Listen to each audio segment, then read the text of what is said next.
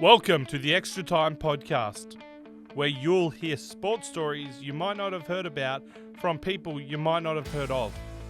Let's get into this week's show. Hello all, and a massive welcome in to the Extra Time Podcast. I'm your host, Aidan Box. Joining me again, he's been ill, he's back. Very, very glad to have you back, Woods. Donning some pretty good kit for the Times as well. We're going to be talking a lot of that today. Been consuming a lot of it. Obviously, I think you can tell in my voice. Still recovering, so I might... Too much cheering. I think what I'm going to do is I'm going to talk Olympics and I'm going to use the tactical sub and let Lorenzo talk AFL onwards. Paperwork's already been lodged if he needs to sub out. But without further ado, before Woods' voice does go, we'll get into it. We usually start, as always, with This Is Why We Play. And this one was a pretty simple one. I was going to... or I almost could have included it last week, but the athletics at the Olympic Games in Paris were phenomenal. And it's interesting. And I put this in, and you can obviously read from this, and if you followed the Olympics at all, you probably know of this happening, especially if you follow the track and field. But I put this in because I genuinely believe the Olympic Games is thriving.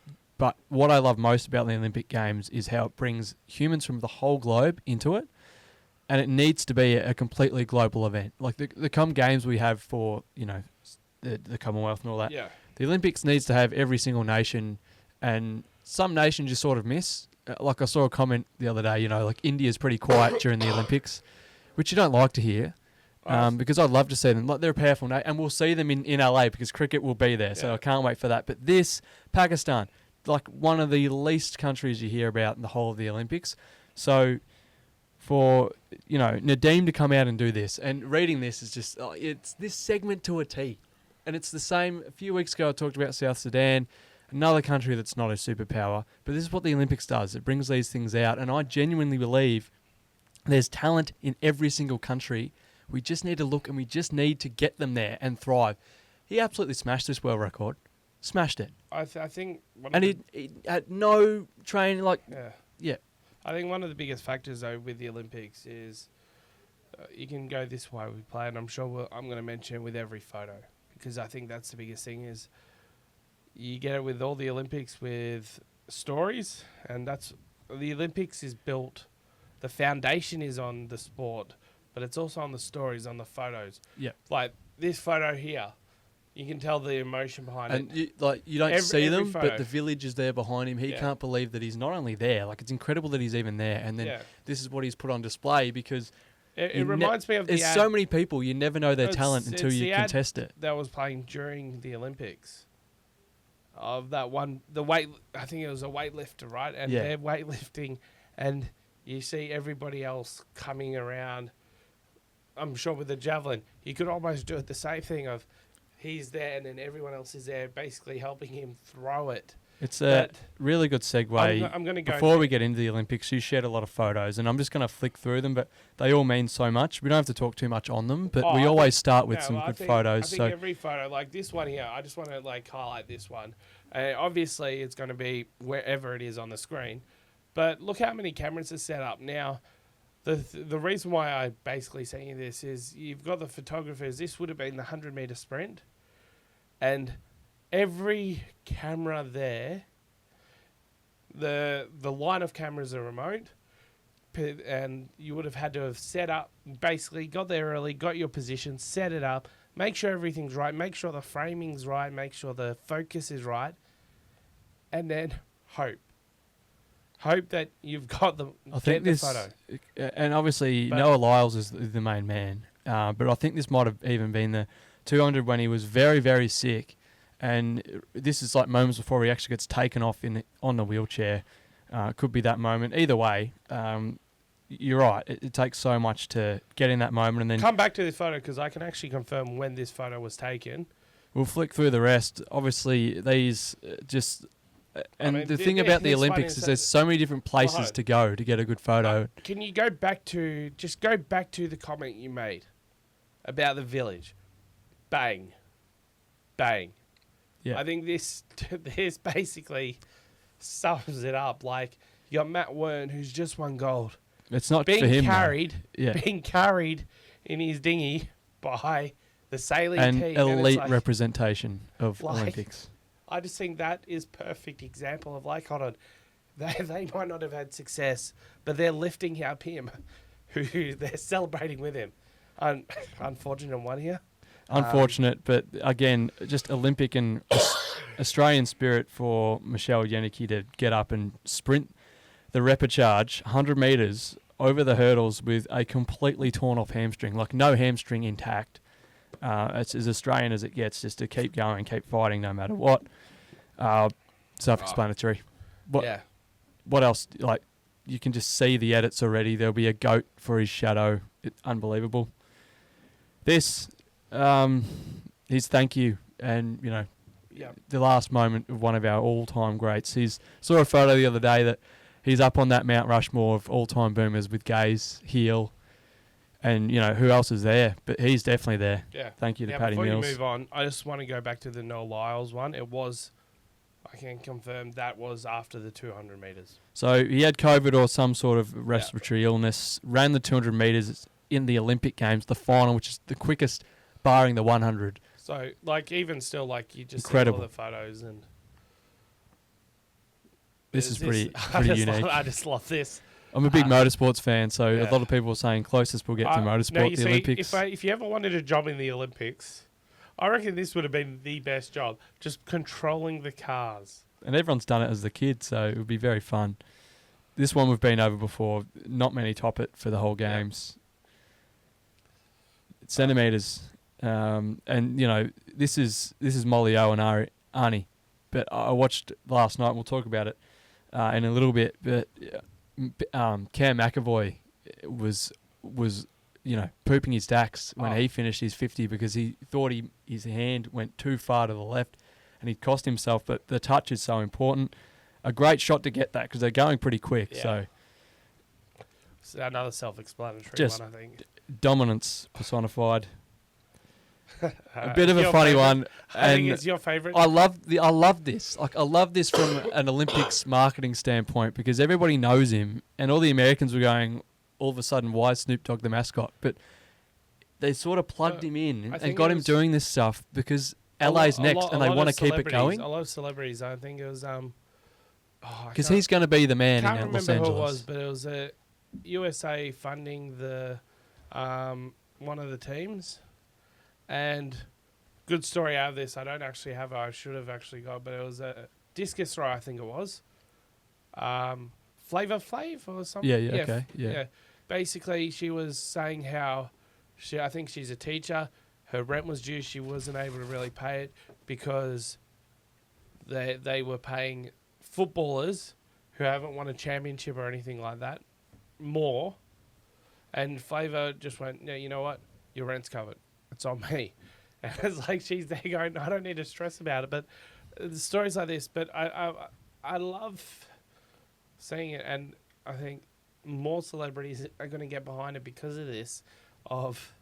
They're putting their brand into it, and Los Angeles. Snoop, I think, was the official. I think he was actually the official mascot. Yeah. And it's like I said, it's going to convert straight to Los Angeles, which is obviously where the next games are. And then you saw him in the closing ceremony, yeah. And it shows basically having him there shows that in celebrities in America are better than any celebrities in the world in terms of getting to sporting contests. So LA is going to be huge.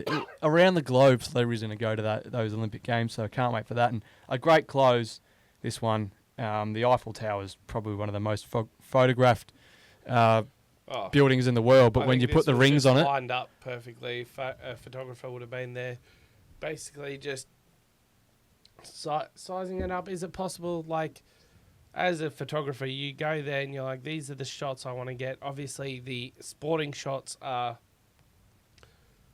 You don't really know. If you can go to the surfing one, that's the best example. Yeah. But then if you go to the hurdle one, just as an example of the other one. I don't think I got that one. That's all right. So there's a hurdle one that basically, I'll chuck it in the post, but it'll be you basically see pre-race of the guy ready to go, and you can just see the line of hurdles. I'm like, that would have been one where the photographer was this is on my to-do list to Yeah. get. This one here would have been, I want to get the Eiffel Tower. If I could, and they would have just seen it. Oh, the perfect angle to get the moon in the middle circle. It's like tick. And then there was probably other one with the beach volleyball court was around the same place. But back to the sport itself, it would take us hours to cover every individual medalist. So we're going to go through the gold medalists, and it still might take us a while, Woods, because it was the most ever, 18 of them, and it all kicked off with this incredible woman, Grace Brown. No one was probably expecting it. I To be think honest. everybody was expecting the first gold medal to be coming from the pool, Yeah. and Grace Brown, amazing effort. Obviously, if you catch up on one of our trivias, take note of all these. I might have jumped in and gone, "What? Come on, guys! You don't know the gold medalists." But She kicked great, it off great on effort. basically on day one, and it was a tough ride through I think this wet I think cobblestone. this actually set up the Olympics for us. Yeah. Like winning an unexpected gold medal gets the vibe going. I don't know what it would have been like for the athletes seeing like, oh, we've already got a gold. Great. Now I know my turn's going to be coming up, and how great they would be feeling that national pride. And we spoke a lot last week about the swimming and how much expectation was on the Aussie Dolphins and getting it done, because basically they were setting the tone. Brownie did amazingly to open the batting, but the tone was going to be set by the pool because so much expectation was on them. And I think we actually spoke about this going into the Olympics. The last episode I was on, how competitive it is to get into the Australian team. So the expectation is there, and to see... And it started with Arnie just defending to her see them 400 back metre up. title, and when she was interviewed, all she was really saying was, it's just a relief. Like, I'm happy, Yeah. awesome, great, but it's actually just a relief because there was so much pressure on me to win this, and that's insane. That just shows you how much expectation is on that I team. gotta say though, at the end of the day, right? It's not even that fun anymore. It's just, I've Yeah, got to do this. at It's the a end job. of the Has to day, be done. Like, the expectation is there, but I think it's one of those things where we set that expectation because of we've got that rich history. Yeah. Like any of these swimming medals, same thing, and like any And Olympic expectation's a the big word. expectation is there, and but- then you're there going, hold on, you got to represent Australia, therefore you're one of the And- favourites. It's like, hold on, And to live up to that is a massive, massive task, let alone what we did, which was completely smashed it out of the park. Like, Oh. expectation here, what we actually did, 10 times that. Talking like ahead of the States all the way up basically to the last day. They only beat us by 1 goal. And the States are an even bigger superpower than us. Like, they but- won 120 but plus can you break medals. that down to the men and the women? Because a lot of talk was about the women's domination. And I think this is one good thing about, the generations that we've seen. It's like, okay, where I think the women are really, really strong compared to what the men are. But I think... Well, they were better. There's no beating around the bush. They were better than the men in this Olympics. It's better, but is it... I'm not saying that they are... It's one of those tough things because of is it the competition's better? Or like the competition is stronger in the men's, and that we're just able to like train it harder, that we're basically the benchmark for the women. And like, I don't know what it is. I think of like Michael Phelps and Marchand, No, Marchand. or Yeah. Marchand, of the domination in the men's is And more Pan Zhang Lei, where And, Cole Chalmers is one of our quickest ever, Yeah. and he was at the Chinese swimmers' feet. I think it's like more But spread out. in Like Australia- you don't have really one dominating country in the men's, whereas the women you've got USA and Australia. And More we're, often than not, there are the exceptions. and we're the best. Like Yeah. there's no doubt, and it's not being arrogant. And sure, Katie Ledecky exists. Yeah. But the caveat with Katie Ledecky for me is she swims the distance ones, and none of our best swimmers swim those. Outside of Arnie does a 400, maybe the 800. But outside of that, no one really swims against Ledecky that is like a superstar. But like, I forgot that there was a photo, I think it was a Female Athlete Project that posted the graphic, and it was Invest in Women's Sport. And there was like 12 or 16 different gold or like at least medalists in the photo. They're all Australian women. and they all dominated their events. Yeah. Like, it is incredible how far ahead we are in terms of women's sport. I think. And this was a great moment. The two quickest swimmers in the 200-metre freestyle were Australian, trained together, like, see each other every day. And then my favourite part, and I mentioned this already, but Molly O inviting Arnie up to the podium, and her quote from that was, well, we didn't win it for ourselves. So we're both standing there in Australian jacket. Whether I won or she won, we're both going to be on that top step because we won it for Australia, not for ourselves. And I love that. And then there's this woman who is the first ever person to go back-to-back in the 1 and the 200 backstroke. She's completely unrivaled. And you could go down the list as you're doing right now, I'm sure, of the amount of women's swimmers Australia has that are just untouched. Yeah. 5 podiums these Olympics for Kaylee McEwen. 5 podiums. And the double-double, which has never been done before. Remarkable. And she's done this. She went into Tokyo, and her father had passed away pretty recently before it. She won both events. And then she's come back 3 years later and done it again. And I can't believe how perfect it is that she got to carry the flag and say goodbye to the Olympics that she dominated. Speaking of dominance, I mean, what else do you say? Our women's relay teams, like, I think, what's this for the 200? 5 in a row? 5 for the last 6 for the other. I don't think there's much else you can say about that. Like, there was one, I remember watching them, and it's just like, geez, we're about 2 or 3 lengths ahead. Yeah. Like that. And it's like, the best thing about it, and the thing that explains the Australian swimming team the best, is there's barely ever been any overlap between the swimmers that swim these relays, and we still dominate. So you can swap in anyone you want, basically. And because our trials are so strong and our pedigree is so strong, they get it done anyway. So I absolutely love that. But it wasn't all, it wasn't all the women. Luckily, we were able to get one fella on the podium and the top step in the swimming. This is the equivalent the self-made of the science 100-metre experiment sprint in the pool. The 50-metre freestyle. If you actually watch any of it, it's incredible that they don't breathe. They were, I reckon, all within like that. Yeah. Almost. Yeah.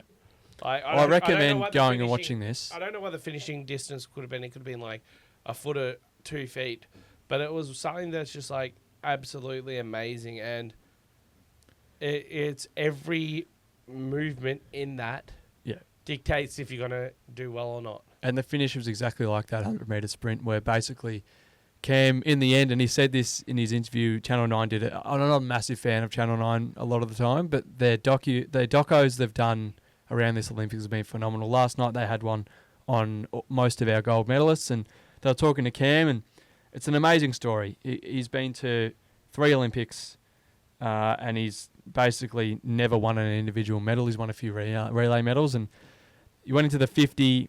There was so much pressure around him, like you said. It was basically down to the finish line, and he said in that last half second when he was reaching for the wall, he thought he lost it. He thought it was done because he felt his arm turn instead of go forward, and that's exactly all it could be. Like, that could have lost him the race.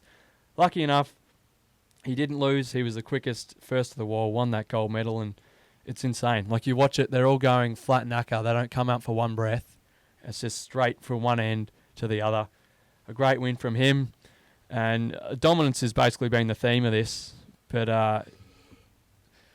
the most decorated Australian individual Olympian ever, and I put this up last week, I think, and yeah, there's just like the girls last night on the doco were just saying we're going to really miss Emma, and the games are too. And then they asked Emma herself, like, what are you going to do? Because you're obviously very competitive, and you usually just every 4 years rock up and win heaps of medals. So what are you going to do to replace it? And she said, I'm not really sure.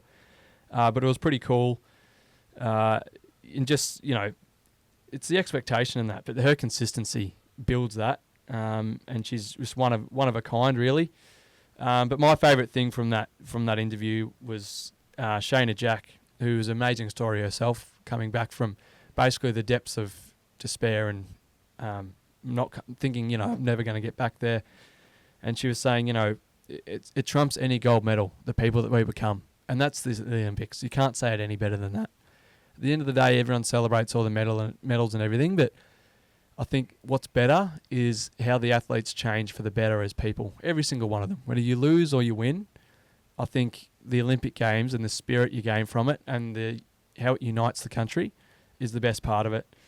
And, it's not all winning. Like, I would love to mention, and we do have to mention a few others, Kyle Chalmers, who was such a great chance, done it before, completely outdone by Pan Zunlei. I can't really pronounce his name, but the Chinese swimmer was probably the fastest. Yeah. He swam the fastest freestyle I've ever seen in my life. And Kyle actually said it like, I thought I had the worst race of my life. I thought I was dead last because I kept breathing and seeing his feet inhumanely fast. Did cop a bit of controversy. Maybe he's doping. Kyle said, I trust him. If you're there, obviously you're doing the right things. More controversy came when Pan said, he didn't even acknowledge me, and that is what it is. Not great to see because Kyle is a great sportsman, and I know that, and the country knows that. But it is what it is. Zach Stubblety-Cook as well. Again, just beaten by better opposition, like you said before. Leo Marchand, as close to Phelps as you'll see. Like his races and the fact that they were in Paris, that stadium, swimming is incredible when it's going. Like it is definitely one of the best things in world sport you can watch. I can't wait for the LA, honestly. And Leo Marchand is a genuine star, coached by the same coach that coached the GOAT, Michael Phelps, and Zach even said at the end of the day, I'm so happy to come second. And Leo was just better. Sometimes people are better. Yeah. And he just said it was just incredible to be there and be the one contending against the home star in the stadium that was going nuts. And that's great perspective, if you ask me. So congratulations to him. I'm nearly out of breath. There's that much good stuff. Like me here. There's not much that tops this, though. Oh. This was incredible. Like sitting in my bed at 2 a.m. watching Naomi win. I don't think I have ever felt more like I've been. You talk about the village. You talk about alongside. I don't think I've ever felt more like I've been actually in the canoe with him or in the kayak than I did with it felt like Fox. It felt like and then knowing I was her brother. Well. Never met her in my life. No. It just felt like the whole country was there. The whole country was on the kayak and riding every movement. Well, I think that was the biggest thing was every head tilt, every paddle movement. I was riding it, and I don't know about you, but you almost couldn't. You almost held your breath going into the last few gates, and then that just breath of she's done it. She's in front, and then you're holding out. The first one, I think it was the one that she really wanted to win. She had to rely on somebody else making a mistake. And it was like massive drama because she didn't qualify the fastest out of the semi. So she had to go second and wait for 7 more paddlers to go afterwards. Once again, I was riding every movement of the competitors. And I'm there going, I don't want them to stuff up too much, but I'm like, as soon as they stuffed up, the sigh of relief, okay, now it's, oh no, there's another one. When the German world number one, Funk, got that penalty in her last run, it was basically curtains. I'm like, yes. What made it the best for me, though, is Dave Colbert, who is your dad on commentary. And potentially Dave Colbert for me, and Richard Fox was phenomenal as well, but obviously he couldn't contain himself. But Dave Colbert for me is one of the best Olympic commentators in history. And just his choice of words, the way he sums it up, builds the excitement, but doesn't overdo it, was phenomenal. But he knows the stories, he knows the athletes, he's able to perfectly scripted. Those. Yeah. Half French, hadn't quite broken through for that K1 goal before Jess. Yeah. Naomi had never qualified for an Olympics because of Jess, and then basically everything went perfectly. My favourite call was she's found the missing piece. She didn't have it last time, and that was the K1 goal. She got that first. Yeah. And then she's gone back to back. I just love. And then he's gone again. And when Naomi won the gold, basically went bang, she didn't just make the Olympics; she's won the Olympics. And then cue Richard going absolutely nuts, jumping in the river, and just the fact that again they were embraced by the crowd even more because they're half French, but you can see the Aussie in them, and they were so proud. It was just it was incredible. And again, that gave us so much more momentum And off she's the pool. forever going to be known as an Olympic gold medalist now, which is amazing. 3 gold medals for 2 sisters is pretty remarkable, and for their parents as well, who were both Olympians as well. Pretty cool story. And then obviously it wasn't all water stuff. Cycling obviously started with Brownie, and then I watched this the other night. A Bradbury moment. I actually screamed at the TV, "Oh, a Bradbury!" As Maddie Glatzer, who was dead last, went a little bit too early trying to compete with the Dutchman in first, was the beneficiary of the final turn collision and got home for a bronze medal to give Australia a 2-3 in the Kieran. It was pretty cool. And Kieran, like obviously cycling in the velodrome is so exciting because it's so short and sharp and so quick. It was pretty funny. You watch them all, and the team events, like we just missed out on the first one. So they have 2 team events. Our team can't remember if team sprint or something. Yeah. And then team pursuit. and then Yeah. team pursuit. We got a world record for them one, and Lightning fast. that like you're watching that final, where basically once again going back to the Fox thing, you're riding with them, you're on the bike with them, and then you see the Britain make the mistake, and you're like, oh yes, we've got another gold. It was not taking joy in their mistake, but it's highlighting the fact that it's like, oh, the guys have put in all this hard work. And They've got the reward. Matty Richardson, who medalled in all these events, was so quick, and he was right there with the Dutchman who ended up taking gold. Just got beaten out. He was the quickest, I'm pretty sure, in the semi. But you know, as far as you can push a world champion, very, very impressive stuff. So I was cycling in a great position, not just on the cobblestones with Grace Brown, not just at the velodrome, but what else do you say about this? We mentioned it last week. Amazing. Like Cried again last night when they talked to them both on the documentary. There is no words for this. I had no words last week. I got no words I go today. back to photos and stories in the Olympics, and I think this is one of the biggest ones. And I'm saying this is the best Australian gold medal out of the games. I don't care. Yeah. Please try and argue. Try and give me a better representation I was about to of say, it all. hold on. Number one, take her brother out of the equation for a second. She quit for a little fell bit. at the last Olympics, had to rehab. And basically That in itself is hard. suffered through that much mentally That in for itself getting is hurt. hard. Now, Quit. now, hold on. I won't go that. She decided to quit for a little no. bit and then come back. I think the biggest factor of this is she was alone because her brother had also fallen, and he was In a coma. basically in a coma, out of action. Other side of the He's had world. to recover. Other side of the world. Obviously, the Tokyo Games, no fans, no family. Yeah. She was alone in that. She had to deal with that alone. She has not only been able to overcome all that and now win gold, and it's their gold. Like, it is not just her gold. It is. Yeah. Like, that's the way she does.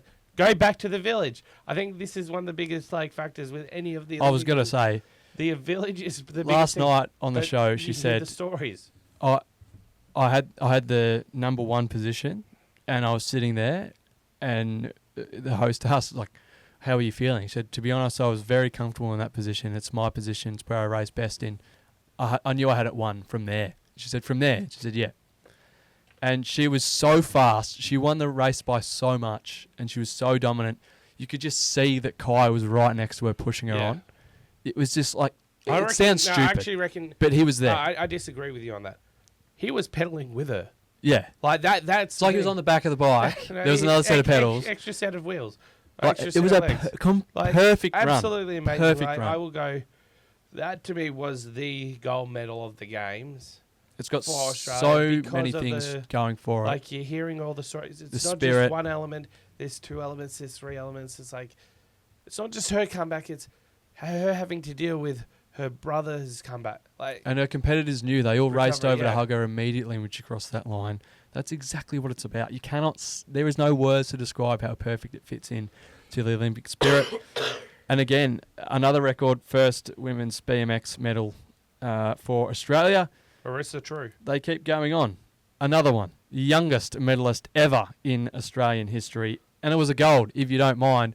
And these commentators, I spoke about this last week, just made it so much better. Oh. Like, it's new, and they could have gone with, someone that it was a traditional commentator that just sort of had to jump on. But they thought, no, this is a new sport. It's a young sport, and it's a lively sport. Well, I think Let's they get took some from- guys that are passionate about it. And they went nuts. Like, And you could hear it in their voices Dude, when this being Arissa in- was going and she started hitting tricks that Yeah. she probably didn't even imagine she could do. did you see the video of it? And they were going, and she still, I can't Like, believe it. This being in Tokyo, I think this was one of the sport. Like, there were two factors. 14 for years old. skateboarding. There was street and park, and a lot of criticism was for the street thing because it was a lot different. But then when you got to the parks section of skateboarding, I didn't hear any criticisms. I heard a lot of compliments. Tony Hawk was present. Yeah, for all of it too, which is great. For amazing legend that he is. But I must admit, I missed this one, but I didn't miss the Keegan Palmer one. Yeah. But I caught up on this, and I was like, okay.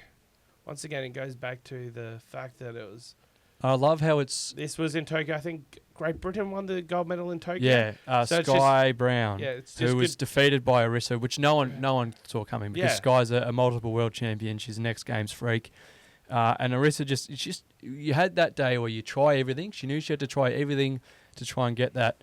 She was under pressure on the final spot on the podium, and she just delivered.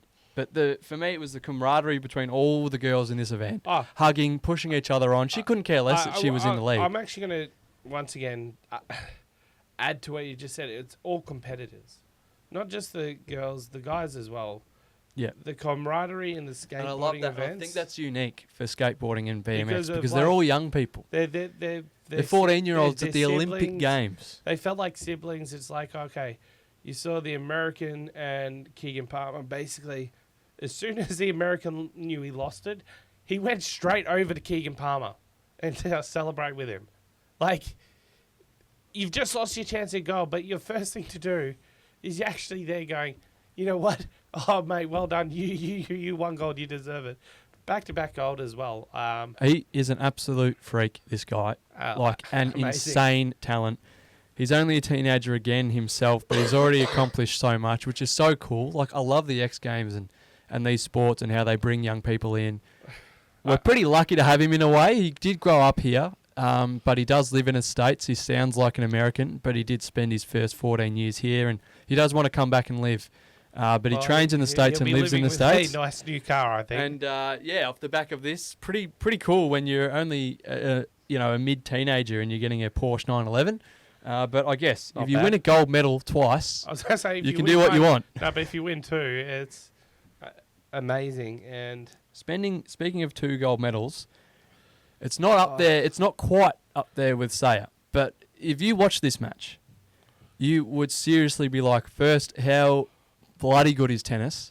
But second and most of all, how incredible is the Australian spirit? Because here's 2 blokes that were honest last night in the docker. They said, look, we didn't really think we could probably get there. We couldn't believe we were in contention for a gold medal. Playing a doubles team on the other side in the USA, who were top 3 in the world.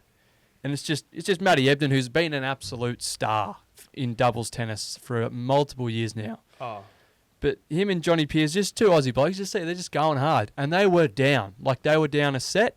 It was a 2-set game, basically first, best of 3. The third's just a tiebreaker to let everyone know. But they were down the first set, got pretty convincingly beaten in that. And then they were down, I'm pretty sure, a break in the second. they were. Did not look good. And then the fight, point on, like, you can't explain the fight that you have to go through. Won it, and then that tie break. Dominated that third set, which is It's just first a to tie 10 in break. the Yeah, third set, and they got pretty that sure they lead. came out 5-1 in that. They It's got to a just- good lead, and it's like, once again, And you like, felt like you felt like you're on court with it. it is I flat out I remember- between that and the Djokovic. There was footy on at match. the same time, wasn't there? And I wasn't watching that. No, I'm messaging group Yeah. chat like, what's going on in the footy? I'm watching the doubles. I missed the first set, and I said, we should be winning, and I come in, I'm like, oh boy, this fight, you don't see it. I've not seen this since Rafael Nadal beat Medvedev in that Oz Open. Like, I haven't seen a better fight than that in my life in a tennis match. Like, gold medal.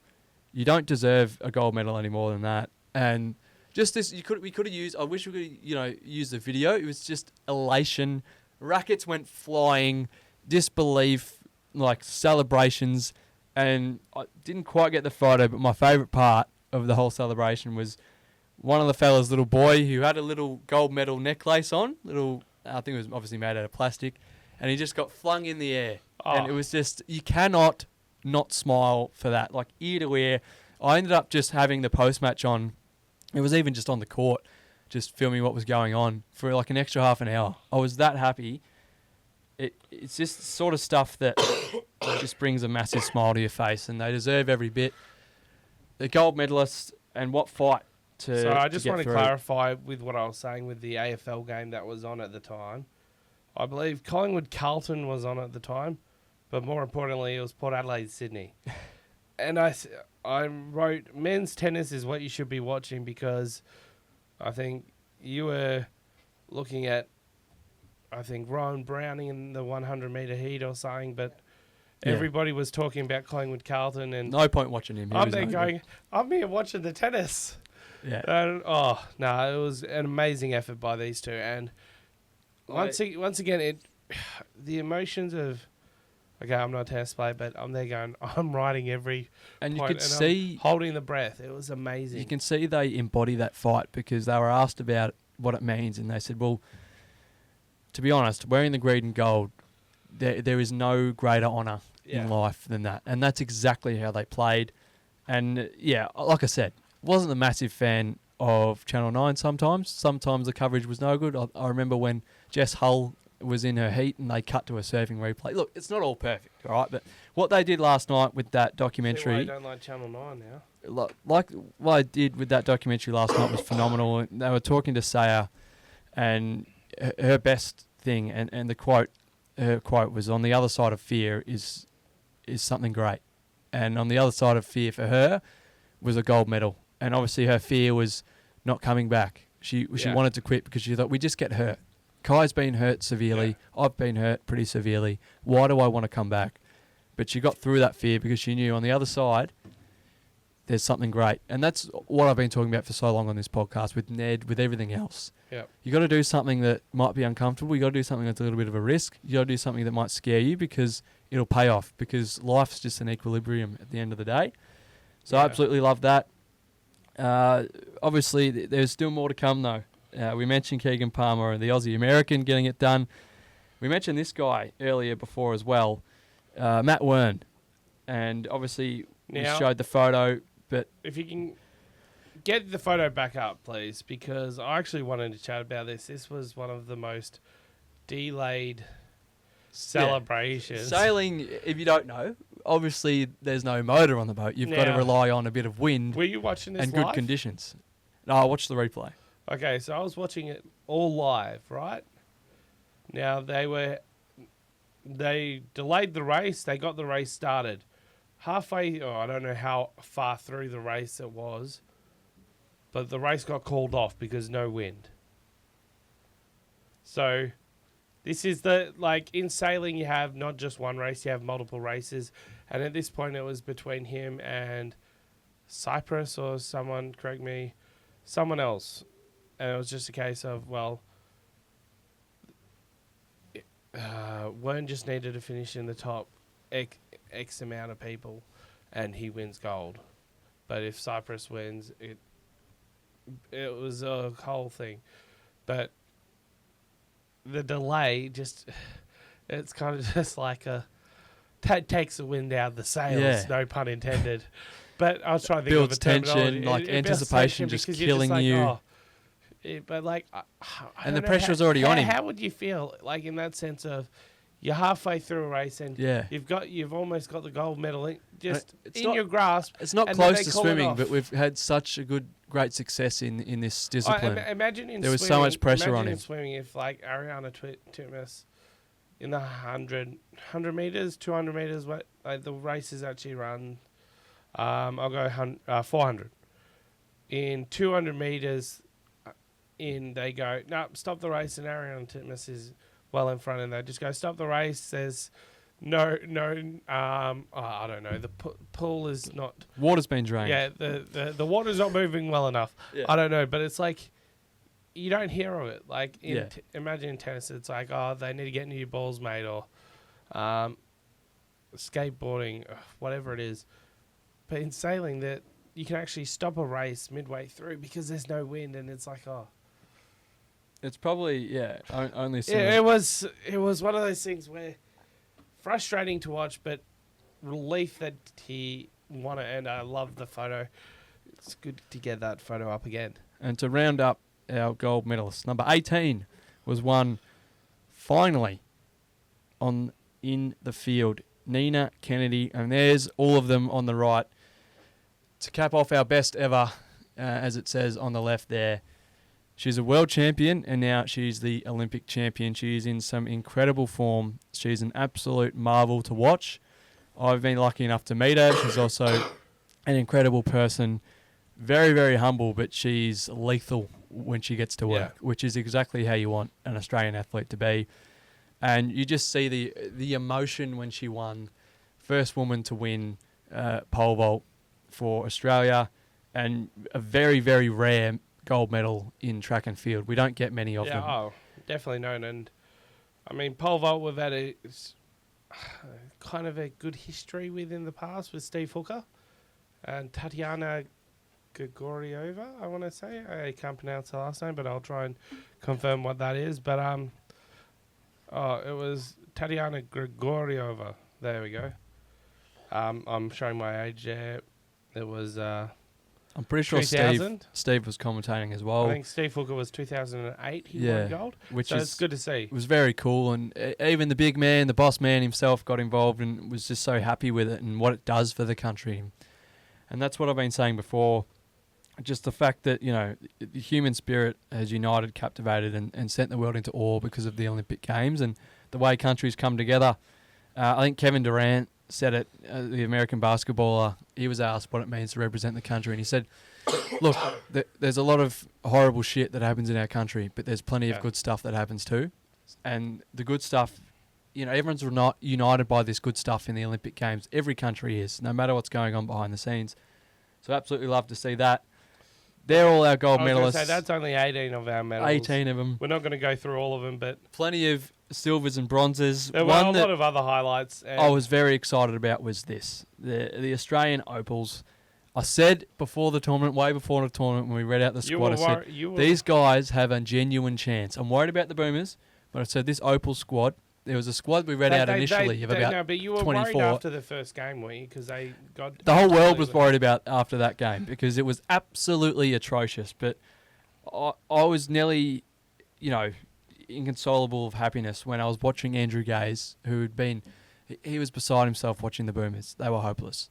But when he was talking about the Opals, when they went down to him after the game, and he said, to be honest... After that absolute drubbing against Nigeria, where it was the most embarrassing performance I've ever had. Lauren Jackson was saying nothing went right. It was just awful. To go from there to this, playing basketball, like this game against Belgium, they put up a serious fight, but they never looked close. The margin was always close, but the Opals always looked in control, whether it be Talbot, whether it be Sammy Whitcomb, who is amazing, whether it be Jade Melbourne, whether it be Tess Madgen, the skipper herself, who was huge at the end. And Simone wanted us to put a photo in. I've forgotten it, so I'm sorry. I'm sure you had it. That block at the end, just pretty much seal it. It was so, so cool. The celebrations, fair enough, were huge. And now, for 2 consecutive Olympics, one of our basketball teams has come away with a medal. And this Opals team is just so, so consistent. They ended up running into the Americans in the semi.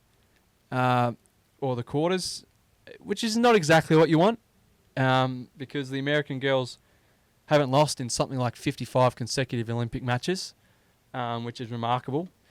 But again, I mentioned it with the tennis boys. This one on the right here, they showed this shot, and it's Sammy, obviously, and a little fella. Look at the happiness on his face. He's got no clue what's actually just happened. But the happiness because of her happiness. And that's what it's about. It's about the athletes doing it for themselves because they train day in, day out for years and years and years to be at their best. But it's not only the medal that you get that makes you happy, it's seeing this and how happy it makes your family and friends. That's what it's all about, whether you win or lose, really. Yeah. They're so happy and proud. And I mentioned a few others to go through, obviously, America, they've got 350 million. They're a massive sport. They've got colleges all around their country that would be better than our professional teams. So you can take them out. China as well have millions just lucky more. They got the 40 gold to tie. For us to China. beat the home nation and finish in 4th, and we're always up there. Like, we weren't ever outside the top 5. Remarkable. The best we have had, I can remember. I was a massive fan of Beijing, Tokyo, and Rio. I thought were great, and we were pretty good. But it doesn't compare to I was a the big success. fan of Atlanta, Sydney, Athens, Beijing, But Melbourne. by the numbers, not many come close to Last time they were this. hosted in Paris. Well, I think the last time there was this excitement would have been just after Sydney. And I think with LA then Brisbane, it sets sport up in a really good spot because not only are we riding the wave now into the next Olympics, we're riding it into the Olympics after that, which we're hosting. So that's 8 years. Think of if you're a 10-year-old, or if you know a 10-year-old, or an 8-year-old, or, 6-year-old. In 8 years' time, they're 14. Well, hold on. Arista True won a gold medal at 14. Get out to the skate park. You might get there. Like, if you're 10 years old and you're playing hockey, you might actually be 18 in Brisbane, and guess what? You're playing, or you're playing to be selected in a squad that should hopefully get another medal. Well, that's what I was going to go through. You can't just highlight the winners because there was a few losers. One of those, unfortunately, was a lot of our teams who I said had been cursed. Luckily, the Opals and the Stingers got through that. The Stingers, obviously, as well, finished with a medal. Didn't quite get the job done against Spain, who were just a bit better on their day, but an amazing run from them. But the Opals and the Stingers, for me, were... I didn't expect them to, be as dominant as they were, but I expected them to be a medal chance. Both finished up on them, which is good. On the losing side of it, though, obviously the Matildas, we've talked a lot about them. I think they missed Sam Kerr. It's the same as the US, missing the bronze, I guess. But it's one of those things where, you don't want to go, the results are results at the end of the day. Just never really were themselves. And the big fella got sacked off the back of it. Hopefully they, return bigger and better for their next international action. The Rugby Sevens is the one that hurts the most for me because they were some of the most dominant teams, especially the women's, with Maddie Levi. But it just goes to show with the Rugby Sevens. It's such a touchy game. I was going to say, it shows that, it's a coin toss type of game, 7-minute halves. 14-minute games, 7 people on the field. You've got to be switched on for. And the men learnt that. Hold on, you've got to be switched on not just for 14 minutes, but from the whistle, the starting siren, or whatever you want to call it, from the start till the finish. Now the finish could every be play, however long. Yeah. Because of rugby, it doesn't finish when the siren goes. It finishes when the ball is officially dead. Yeah. And the ball, it's not like Aussie rules or rugby league where the ball's dead when the siren goes. No. As is shown in I think it was the men's. Yeah. They lost out on the medal in that last play, which is until it's dead. Exactly right.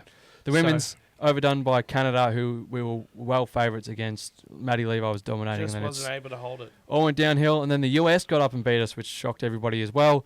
The hockey, the men's... There's always so much expectation, but then... The men's got beaten by a better team. The Dutch are a phenomenal team, and we just didn't look to attack at all in that game there. So that ended their run pretty much. And the women's, whether it be controversial, it was very controversial. At the end of the day, it got done by China. No good. Curse continued. And the Boomers, because of their pool, won one game and got through to the quarters.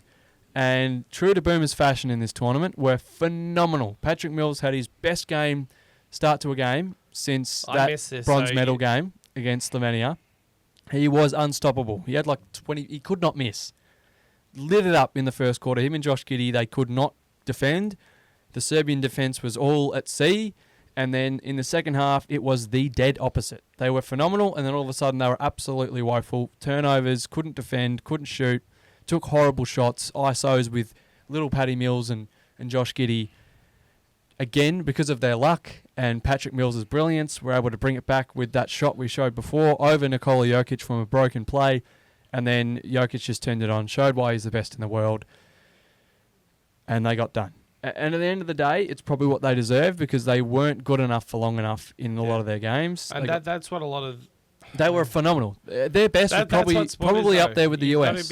But their worst was worse than the under-10s down in Inverloch. Oh, but that's what sport's about. Like, talk about rugby sevens and hockey, Matildas, Boomers, whatever other sport. Like, you've got to be good from the get-go till the end, the very end. You can't just be good for patches and expect to win.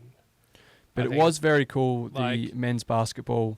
And I watched a few French games, and like you can watch NBA, you can watch the NBA finals, you can watch the NBL, but I don't think anything could compare to European basketball. The place was about to blow up in their games, and I loved watching them. They've just got play with so much energy, and Victor Wembanyama wasn't even that dominant, to be honest, by his standards in this tournament. He said that himself when they lost to the US in the gold medal game. Look, I'm a little bit down on myself, but I'm going to be back. Look out, everybody. Yeah. But it was guys like this. Gershon Yabusele was an absolute monster. Courtenay, absolute monster. And I loved watching the energy, and they fed off their home crowd, which was so cool to see. But they didn't quite get it done in the end because the might that is Hawkeye, as they were calling him, because they were dubbed themselves the Avengers, Stephen Curry. That one on the left, like, seriously, that's Victor Wembanyama at full stretch. We're talking like 10, 11 feet in the air. He made that shot. And the one on the right, mind you, he had Kevin Durant and LeBron James wide open to his left. So two of the best players ever, the best shooters, best scorers ever.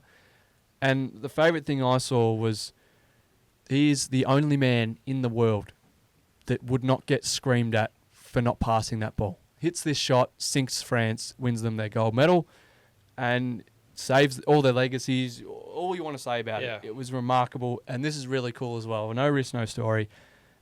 He was horrible in the first few games, Steph Curry. LeBron was amazing, but he just, like, great players come through when they needed most. That's exactly what Steph did. And you just got to like them. Like, you can hate them all you want because they stop everyone else from getting gold medals, but they're the best of the sport. So how could you hate them? They've won it again. I think it's the 5th straight now. They're just untouched, and this is a really cool image as well.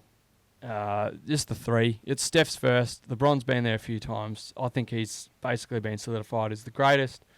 And then on the women's side, they've done it again. And Diana Taurasi, 6 gold medals, dating back all the way, I think, to Athens. She's been to them all. Like, that is incredible. Great ad here from Nike as well. You've just got to respect greatness. You can dislike and be jealous as much as you want, but you've just got to love it. And our girls did a pretty good job, but they were never really getting close to them. And no one in these Olympics were getting close to being anywhere near as much of an icon as this guy right here. The celebration's gone crazy. I even had Prime Train doing it at the weekend in Inverloch in a local footy game. Trape had pulled it out. I've seen a few celebrations like that now. Nina Kennedy pulled it out. Mondo Duplantis pulled it out at the Olympics. He's just awesome. And the best part about it is he didn't even win. Oh, he came second. And another team that came second that I just want to quickly mention was the women's water polo. I think both water polo, men's and women's, did us proud. It's not something we're traditionally known for. And, yeah, it sets it up. I go back to setting up for the next Olympics, but the Olympics after that. So that's 8 years' time. Hopefully we can see a great progress from that. But it's moments like this. This actually came second in the meme Olympics. There was plenty else. I don't want to really touch too much on who came first, but it was the Australian breakdancer. Yes. We've gone on through all the highs. we're not going to touch too much on this one, but it wasn't pretty, was it? No, and I don't want to, get ripped for this, but it's just they're just not athletes. Breakdancing's not an athletic sport. It should not be in the won't be on Olympic the next Games. Olympics. I know. It should never have been in the Olympic Games. I will ask you here, debate out of the blue. Should ballroom dancing have been in the Olympics? No. Why not? Dancing's not a sport. It's an art. Oh, I mean, artistic gymnastics. Shouldn't be there either. The normal gymnastics, like the synchronized stuff. swimming. Yeah, look. Like this is where I don't define sport for me. You compete, so in a sense, breakdancing, yes, it's a sport. Chess a sport? Yeah, that'd be pretty cool, actually. Yeah, no, like this is the thing. I Chess boxing. I class dancing as a sport if it's competition. Ballroom dancing in competition factor, yes. The fact that the World Dance Federation wanted ballroom dancing, the IOC wanted something to appeal to the younger generation. That's why breakdancing got involved. Or that's why breakdancing got in. That's a miss, though. I think the younger generation are like, already there with BMX and skateboarding. Yeah, I feel like ballroom dancing would have been cool because it's a traditional dance. And I don't like any of that stuff being in it, but that's just me. I just think that it was a massive letdown. You have to open it like, up. no one was keen for breakdancing anyway, but it was a massive letdown. Before we go off on finishing up talking about the Olympics, what sports would you include in 2032? Well, it's good that you said that because there's a few that have been as good as confirmed. Baseball and softball, or baseball/softball, will be in LA. This is from the report I said. I'm not sure if it's 100% accurate, but I have heard rumours for a long time. Cricket will also be there, which is pretty cool. And like I said before, it's going to be great to see India more involved. Do you think, so more looking at Brisbane, not LA, what sports would you include? Well, I've got two in mind. The last one that was going to be in LA is flag football, American football, which will be pretty cool. Netball. It's an absolute farce that netball isn't in it. I agree. And the problem, though, I think, is the amount of nations that compete. Yeah, but I think this is where you've got to look at it, where if you're going to include a sport and flag football... Cricket's the same, and they're allowing that in. So I don't The two sports I would include, netball is one of them. Yeah. I wouldn't mind bowls being in there. Because you look at the entertainment of it in the Com Games. I know lawn bowls is a Commonwealth Games staple sport. I think that would be an amazing one to have just once in the Olympics. So if you want to take up a sport now and try your hand at making the Olympics... It's so accessible as well. Yeah. And just before I forget, my weekly wandering around the grounds is not Olympic. It is Alexei Poprin. While everything's going on in Paris, he's gone over to Montreal and taken out the ATP 1000. The first guy to do it since, of course, Leighton Hewitt, all the way back in 2003, 21 years ago. So congratulations to Alexei. He beat Andrei Rublev in straight sets in Montreal, and he gets his W, and history is made. So an easy weekly wonder for me. Congratulations to Alexei. He's got all the talent, and if he just sticks at it, he's going to be up there, and we're going to be cheering him on alongside the Demon. But that's Aussies Around the Grounds this week. That's our Olympic special with a little bit of Alexei on top. Woods, thank you for joining me.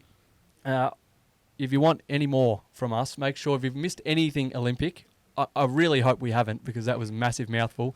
Let us know in the comments, and like and subscribe. I'm sure there'll be to more talk about over the coming weeks as well as stuff comes out. But also, Paralympics, 2 weeks' time, or 1 week time, I don't know. Yeah, we'll do a preview on that as well. Make sure you catch us for that one, and we'll see you there.